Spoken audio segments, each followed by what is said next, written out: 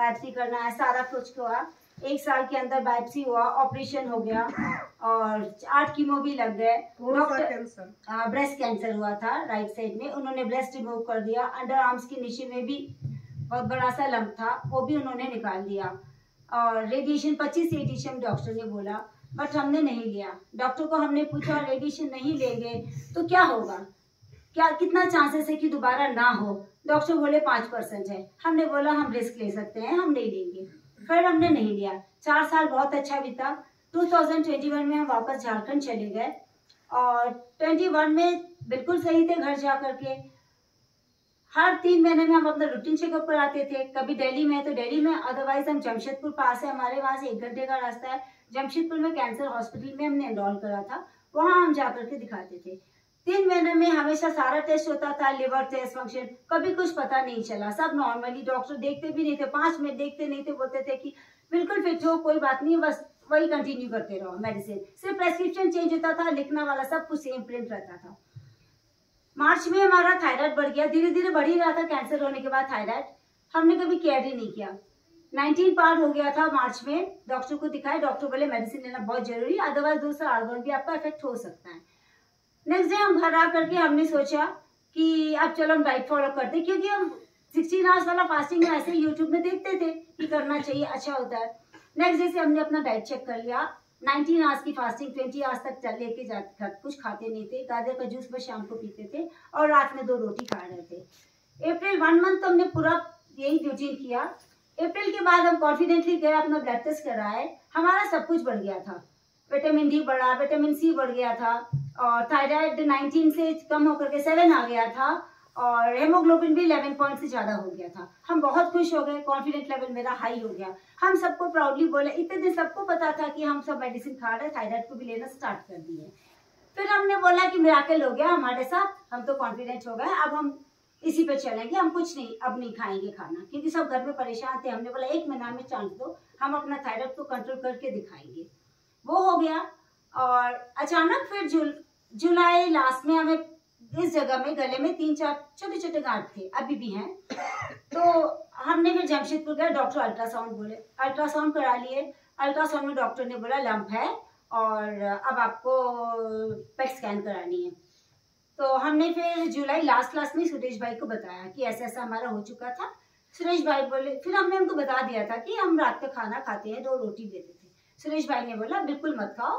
और हम बोले सुरेश भाई हमको आने के लिए क्या करना होगा? बोले कुछ नहीं, टिकट कटा के आप आ जाओ। फिर अब हमें जमशेदपुर जाना ही था, क्योंकि घर वाले सबने बोला कि पेट स्कैन करा के एटलीस्ट बायोप्सी करा लो देखने के लिए। फिर हम दिल्ली आ गए, अगस्त मंथ हम दिल्ली में ही थे। पेट स्कैन वगैरह सारा टेस्ट कराए, मेमोग्राफी वगैरह सब कुछ कराए। करा करके हम डॉक्टर के पास में गए। डॉक्टर ने तुरंत टेस्ट देख करके बोला अभी आप तुरंत बायोप्सी करने चले जाओ। हम कुछ बोल नहीं सके, बट कराए नहीं लेकिन। और हम बोले उसके बाद क्या होगा? तो डॉक्टर ने बोला बायोप्सी के बाद आप नेक्स्ट आपका रिपोर्ट आने के बाद में कीमोज होंगे। कीमोज कितना होगा वो हम आपको बता नहीं सकते, बट 1 साल आपको दिल्ली में रहना पड़ेगा, अदरवाइज आप जमशेदपुर में जाकर के ये सारा आपको करना पड़ेगा। हमने बोला सर हमें 2 महीना का टाइम, 2 दिन का टाइम दीजिए, हम घर वाले से डिस्कस करके आके हम अपना बायोप्सी करा लेंगे। ओपीडी से बाहर निकले, बेटी लोग बात कर रही थी। डॉक्टर को हमने बोला कि अब यदि हम दोबारा ले लेते हैं कीमो और बायोप्सी, फिर हमारा क्या होगा, मैंने बेटर कितना साल तक हम सर्वाइव करेंगे, आपको क्या लगता है? तो डॉक्टर बोले हम सिर्फ लाइफ बढ़ा सकते हैं, 1 साल भी हो सकता है, 2 साल भी हो सकता है। और आपका अंडर आर्म्स के नीचे में है, लिवर अफेक्टेड है, अंडर आर्म्स के नीचे जहाँ पहले था वहां पर फिर छोटा सा हो गया, तो लिवर भी अफेक्टेड है, तो कुछ हम गारंटी नहीं दे सकते हैं। बस हम आराम से बाहर निकले, ओपीडी से बाहर जस्ट बाहर निकल करके सुरेश भाई को कॉल किए कि सुरेश भाई ऐसा ऐसा डॉक्टर ने बोला है। सुरेश भाई बोले आपका मन क्या कर रहा है? हमने बोला मेरा मन नहीं कुछ कराने का। सुरेश भाई बोले सीधा आ जाओ। और उसके बाद बस 2-3 दिन के बाद हम 7 सितंबर को यहाँ वापस यहाँ आ गए। और आने के बाद तो एक्सपीरियंस बहुत अच्छा था, हमें ऐसा लगा भी नहीं, क्योंकि हम हर जगह एडजस्ट कर ही लेते हैं, तो सबके साथ बहुत अच्छा समय बीता। सारे जितने भी थे, कविता, गीता और रश्मि थी, सारे के सारे, शशि थी, सबने बहुत ज्यादा कोऑपरेट किया। और हर पल माने कुछ भी हो, आंटी जोड़ रहे थे रात बेरात, माने वो आ जाते थे। 2-3 दिन में ही सब समझने में लगा और उसके बाद तो हम खुद आराम से एडजस्ट हो गए। अब तो हम दूसरे को भी एडजस्ट करा सकते हैं बहुत अच्छी तरीके से। और ये है मेरी जर्नी। और आनंदी माँ के लिए क्या बोले, कुछ शब्द नहीं है हमारे पास। इधर खाली वो नहीं, क्या करे आप, 1 महीना 5 दिन रहे, 20 घर दिन में, उसका क्या आपका जर्नी? घर में सुरेश भाई बोलने के बाद जिस दिन उन्होंने बोला रोटी छोड़ दो, हम दूसरे दिन सब छोड़ दिए थे, सब कुछ छोड़ दिए थे, कुछ भी नहीं खाए, रोटी भी नहीं, और जैसे जूस लेने बोले थे ग्रीन जूस वगैरह उस पर आ गए। बट हमसे एक बहुत बड़ी गलती हो गई थी, हमने एनिमा नहीं लिया था। उसके कारण हम जब यहाँ आए हम बता दिए थे कि हमने एनिमा नहीं लिया था, थोड़ी डांट भी पड़ी सुरेश भाई से, और बट शाम से ही हमने शुरू कर दिया। लेकिन फिर एनिमा लेने के बाद अब तो इतनी राहत आती है कि जब तक एनिमा ना लो तो परेशान रहते हैं कि एनिमा तो लेना ही है, बिना एनिमा ले सो नहीं सकते। अब तो लग रहा है वो लाइफ का मेरा पहला स्टेप है, पहला हिस्सा है। स्टार्टिंग उठ के ही सबसे पहला लगता है कि बिना ब्रश के पहले एनिमा लेना है, उसके बाद ही दूसरा काम करना है, तब जाकर के मैंने सेटिस्फेक्शन होती कि हाँ हमने एक बहुत बड़ा काम किया है ये सबसे पहले। और फिर यहाँ आ गए, यहाँ आने के बाद बहुत अच्छे से थे, माता जी की सपोर्ट से हमने निर्जला कभी नहीं किया था लाइफ में, फास्टिंग ऐसे करते थे बट निर्जला नहीं किए थे। तो मेरा 1 मंथ और आज 8वां दिन है, तो इसमें हमने कम ही किया है, लेकिन 18 दिन ही कर पाए क्योंकि बहुत ज्यादा चक्कर आता था। 3 दिन के बाद ही मैंने बहुत ज्यादा उठते बैठते, तो वो कर नहीं पाया, उसका हमें रिग्रेट रहेगा, बट हम करने की पूरी कोशिश करेंगे इससे ज्यादा करने की। और आनंदी माँ के साथ तो बोल नहीं सकते, मुझे लगता है कि मैंने इनके साथ सारा दिन भी बैठो तो वो कम ही होगा। सुबह 7 बजे से लेकर के 12 बजे तक आनंदी माँ के साथ में बातें करना, उनका प्रेयर सुनना, उनका ओम चैंटिंग कराना, ये सब तो करते नहीं थे पहले, इतना ज्यादा नहीं करते थे। भजन और सेवा तो करते थे, स्कूल में पूरी हैबिट थी, सत्य साई बाबा के स्कूल में ही थे तो, लेकिन तब हमने कभी नहीं किया था।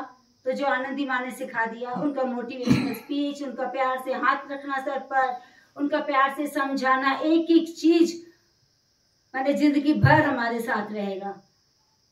और अभी फायदा क्या हुआ? फायदा तो ये है कि हॉस्पिटल जब जाते हैं तो लगता है कि पेशेंट ही बन के जा रहे हैं, वहां तो दिमाग रहता है कि हम पेशेंट है, हमें कैंसर हो गया। बट यहाँ आके तो मतलब पता ही नहीं चला कि मैंने फील भी नहीं होता है कि कैंसर है या कैंसर नाम की कुछ है। हमें भी लगता है हम औरों की तरह बिल्कुल नॉर्मल है, लगता है कि हम फील भी करते हैं ये चीज। और कॉन्फिडेंस पहले भी था लेकिन अब और ज्यादा हो गया है, विल पावर पहले भी बहुत स्ट्रांग था, अब बहुत ज्यादा हो गया है। तो ये सब आकर के हुआ है। अब हम तो ये नहीं बोलेंगे 1 महीना में मेरा सिस्ट निकल जाएगा या 1 महीना में, बट पूरा कॉन्फिडेंस है कि ये रहे ना रहे हमें कोई फर्क नहीं पड़ता है। और विश्वास बहुत ज्यादा हो गया है। एनडीएस के बारे में कुछ जानते ही नहीं थे, जो भी अभी मतलब यहाँ आने के बाद बहुत ज्यादा जाने हैं। इसके पहले 1-2 हम वीडियोस खाली झरना पटेल का देखे थे, बट फिर माता जी का जब से सुरेश भाई के बातचीत हुई तो फिर हम इनका सबका वीडियोस वगैरह देख करके कॉन्फिडेंट तो बहुत ज्यादा हो गया है। धन्यवाद।